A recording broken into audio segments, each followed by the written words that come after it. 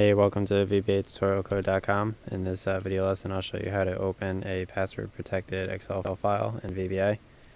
So here is the one workbook. It's a different workbook than what I'm going to be working with.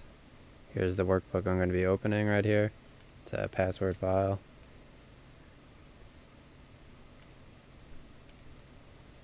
So here's the entire code right here. You can copy it from my website. So I'm just going to step through this code, and it just opens up this file right here, and here is what the password is, and here is the file path of this file. So here's the file that we just opened. I'm going to close it out and open it again with VBA in the Project Explorer in the Visual Basic Editor. So that's how you open a file in VBA that it has a password on it. If you're wondering how to get the file path of a file, you just go to the file, right click on it, go to properties,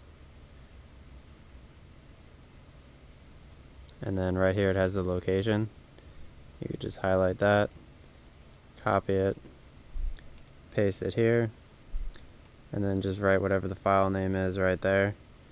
So here's the file name, it's password file, and then here's the extension right here, .xlsx.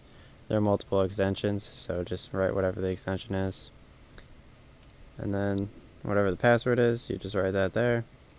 And then you could open a workbook in VBA with a password. Thank you for watching my video. Check out my website for more lessons.